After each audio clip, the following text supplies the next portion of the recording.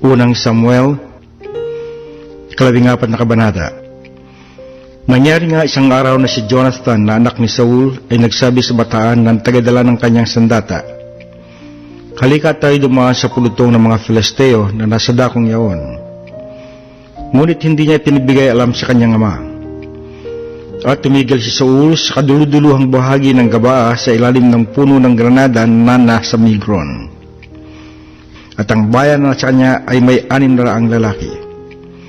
At si Akayas na anak ni Akitob, na kapatid ni Ikabod na anak ni Phinehas, na anak ni Eli, na saserdote ng Panginoon sa Silo, ay nagsusuot ng epod.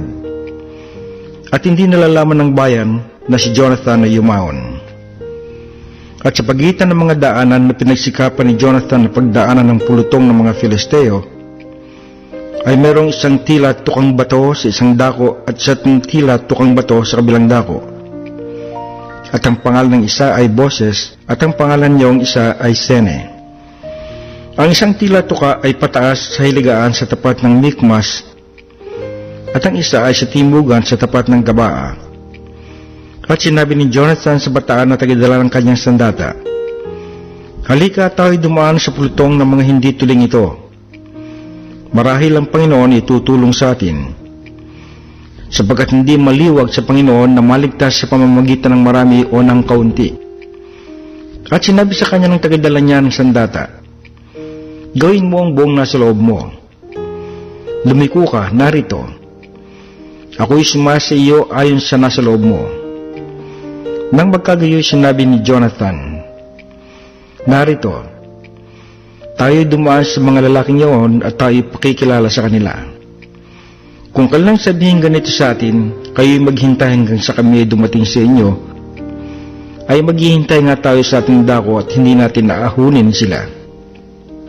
Ngunit kung kailang sabihin ganito, ahunin ninyo kami, aahon nga tayo, sapagkat ibinigay sila ng Panginoon sa ating kamay, at ito ang magiging tanda sa atin."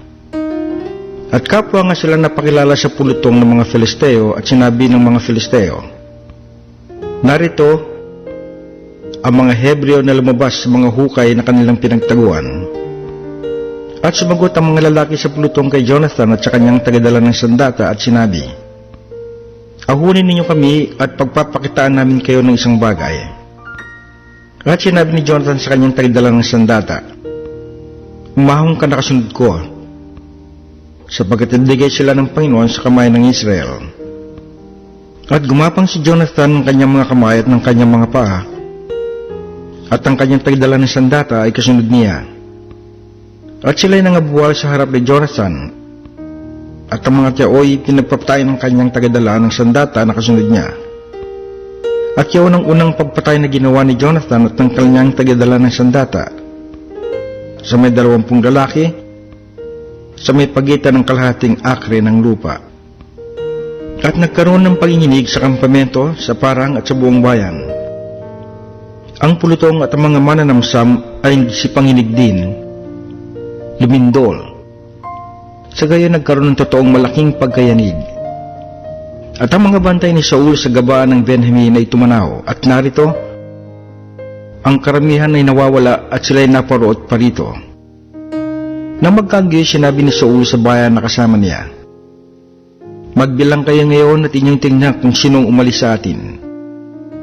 At nang sila'y magbilang, narito, si Jonathan at ang kanyang tagadala ng sandata ay wala roon. At sinabi ni Saul kay Akayas, "Dalhin ninyo rito ang kaba ng Diyos, sapagkat ang kaba ng Diyos ay nandoon ang panahong yaon sa mga anak ni Israel." At nangyari, samantalang nagsasalita si Saul sa saserdote na ang kaingay na nasa kampamento ng mga Filisteo ay lumala ng lumala. At sinabi ni Saul sa saserdote, "Idurong mo ang iyong kamay." At nagtitisan si Saul at ang buong bayan na nasa kanya at naparoon sa pakikibaka. At narito, ang tabahok ng bawat isa ay laban sa kanyang kasama, at nagkaroon ng malaking pagkalito. Ang mga Hebreo nga na napas sa mga Filisteo ng una na umahong kasama nila sa kampamento mula sa palibot ng lupain, ay nagsibalik pa rin na naktisan sa mga Israelita na kasama ni Saul at ni Jonathan. Gayon din ang mga lalaki sa Israel na nagsigubli sa lupaing maburol ng Ephraim, na ng kanilang mga balitaan ng mga Filisteo ay tumakas, ay nakihabol pati sila sa kanila sa pakikipagbaka. Gayon iniligtas ng Panginoon ng Israel ng araw na iyon, at ang pagbabaka ay napalipad sa Beth Aven. At ang mga lalaki sa Israel ay namanglaw ng araw na iyon, sapagkat ibinili ni Saul sa bayan na sinasabi, "Sumpain ng lalaki na kumain ng anumang pagkain hanggang sa kinahapunan, at ako'y nakaganti sa aking mga kaaway." Sa gayoy walang sino man sa bayan na lumasap ng pagkain. At ang buong bayan ay naparoon sa gubat at may pulot sa ibabaw ng lupa. At nang dumating ang bayan sa gubat, narito, ang pulot ay tumutulo ngunit walang tao na naglagay ng kanyang kamay sa kanyang bibig, sapagkat ang bayan ay natakot sa sumpa. Ngunit hindi narinig ni Jonathan nang ibili ng kanyang ama sa bayan na may sumpa. Kaya't kanyang iniunat ang dulo ng tungkod na nasa kanyang kamay at isinagi sa pulot, at inilagay sa kanyang kamay sa kanyang bibig, at ang kanyang mga mata ay lumiwanag. Nang magkagayoy sumagot ang isa sa bayan at nagsabi, "Biniling mahigpit ng iyong ama sa bayan na may sumpa na sinasabi, sumpain ng tao na kumain ng pagkain sa araw na ito, at ang bayan ay pata." Nang magkagayoy sinabi ni Jonathan, "Binagabag ng aking amang lupain, tingnan ninyo. Sinasamo ko sa inyo kung paano ang aking mga mata ay lumiwanag, sapagkat ako'y lumasa ng kaunti sa pulot na ito. Gaano pa kaya kung ang bayan ay kumaing may kalayaan ngayon sa samsam sa kanilang mga kaaway ng kanilang nasumpungan, sapagkat hindi nagkaroon ng malaking patayan ngayon sa gitna ng mga Filisteo. At kanilang sinakta ng mga Filisteo ng araw na iyon mula sa Mikmas hanggang sa Ahalon, at ang bayan ay totoong pata. At ang bayan ay dumalawang sa samsam at kumuha ng mga tupa at mga baka at mga guyang baka at mga pinatay sa lupa, at kinain ng bayan pati ng dugo." Nang magkagayoy kanilang sinaysay kay Saul na sinasabi, "Narito, ang bayan ay nagkakasala laban sa Panginoon sa kanilang pagkain ng dugo." At kanyang sinabi, "Kayo'y gumawa may paglililo. Inyong igulong ng isang malaking bato sa akin sa araw na ito."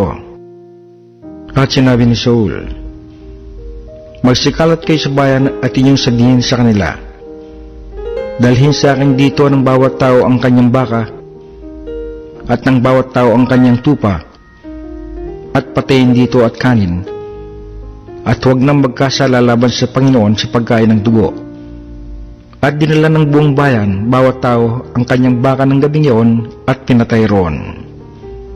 At nagtayo si Saul ng isang dambana sa Panginoon.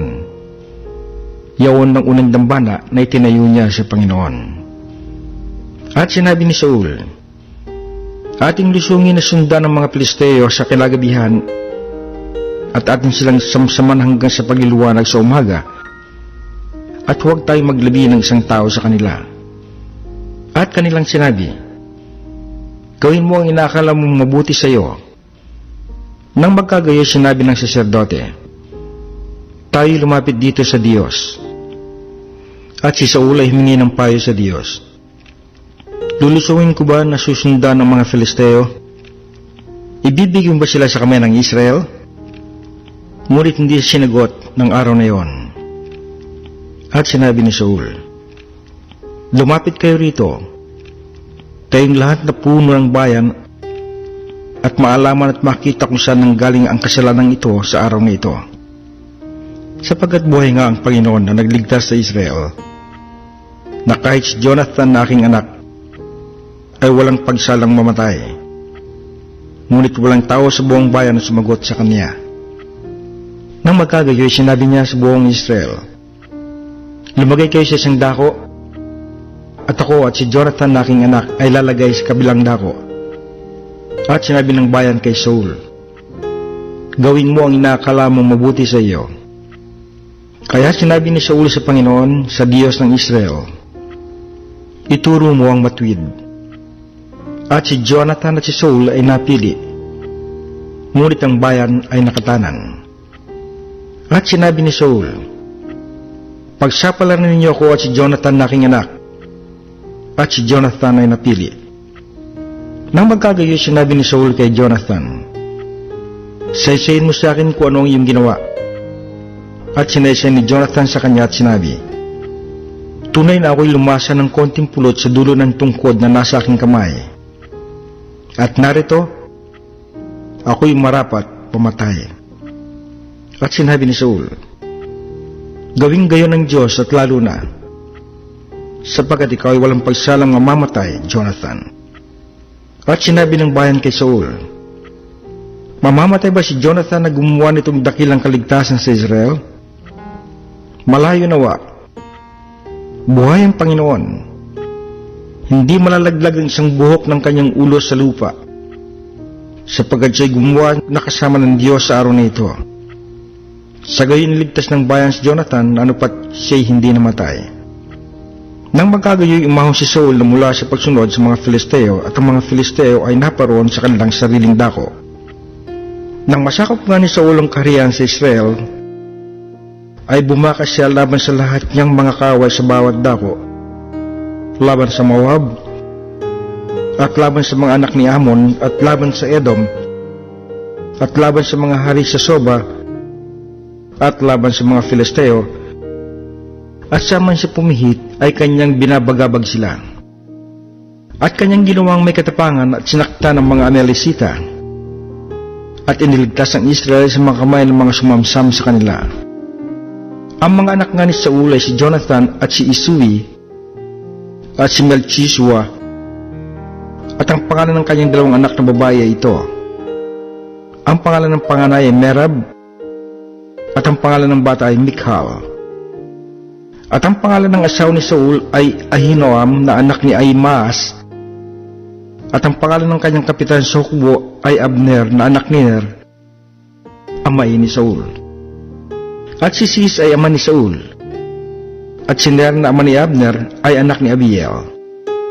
At nagkaroon ng mahigpit na pagbabaka laban sa mga Filisteo sa lahat ng mga araw ni Saul, at sa tuwing nakakakita si Saul ng sinumang makapangyarihang lalaki o ng sinumang matapang na lalaki ay kanyang pinagsasama.